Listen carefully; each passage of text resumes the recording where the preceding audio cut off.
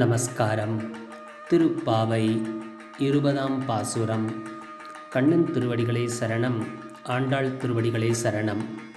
33 அமரர்க்கு முன் சென்று கப்பம் தவிர்க்கும் கலியே துயிலழாய். செப்பமுடையாய் திரளுடையாய் செற்றார்க்கு வெப்பம் கொடுக்கும் விமலா துயிலழாய். செப்பென்ன மண்முலை செவ்வாய் சிறுமருங்குல் நப்பின்னை நங்காய் திருவே துயிலழாய். உக்கமும் தட்டுளியும் தந்துன் மணாளனை இப்பொழுதே எம்மை நீராட்டேலோர் எம்பாவாய். இந்த பாசுரத்தின் பொருள்: ஆண்டாள் கண்ணன் திருமாளிகைக்குள் சென்று கண்ணனை எழுப்ப முற்படுகிறாள்.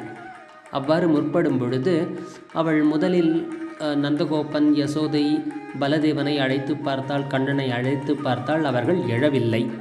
பின்பு நப்பின்னையின் உதவியை நாடுகிறாள்.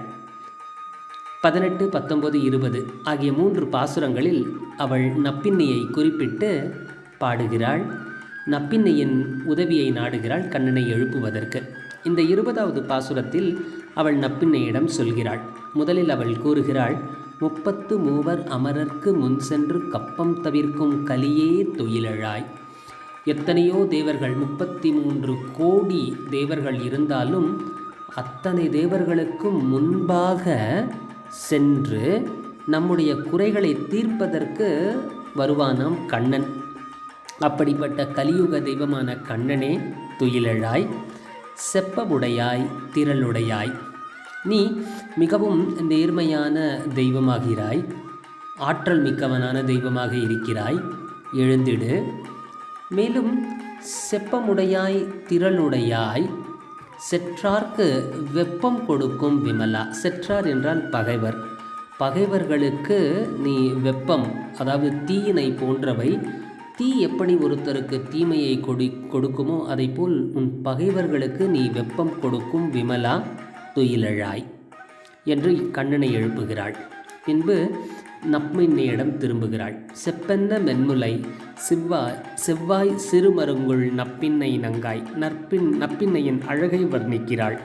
செழுமையான வாய் செவ்வாயும் சிறுமருங்குள் சிற்றிலையும் கொண்ட நப்பின்னையே, திருவே லக்ஷ்மியை போன்றவளே துயிலழாய், நீ எழுந்திருப்பாயாக என்று சொல்கிறாள். அதன் பிறகு ஆண்டாள் மேலும் சொல்கிறாள்: உக்கமும் தட்டொளியும் தந்து உன் மணாளனை இப்பொழுதே எம்மை நீராட்டேலோர் எம்பாவாய். உக்கம் என்றால் விசிறி, தட்டொளி என்றால் கண்ணாடி. நாம் இன்றைய காலங்களில் உபயோகப்படுத்த முகம் பார்க்கும் கண்ணாடி. இந்த இரண்டையும் தந்து உன் மணாளனையும் எங்கள் பாவை நோன்பை அனுஷ்டிக்க ஆசிர்வதிக்க இப்பொழுதே எம்மை நீராட்டேலோர் எம்பாவாய். இப்பொழுதே கண்ணனை எழுப்பு. அப்பொழுதுதான் அவன் விசிறியையும் கண்ணாடியையும் கொடுத்து எங்கள் நோன்பை அனுஷ்டிக்க அவன் ஏது புரிவான் என்று ஆண்டாள் கூறுகிறாள். இந்த பாசுரத்தை மீண்டும் ஒரு முறை பார்ப்போம். 33 அமரர்க்கு முன் சென்று கப்பம் தவிர்க்கும் கலியே துயிலழாய். செப்பமுடையாய் திரளுடையாய் செற்றார்க்கு வெப்பம் கொடுக்கும் விமலா துயிலழாய்.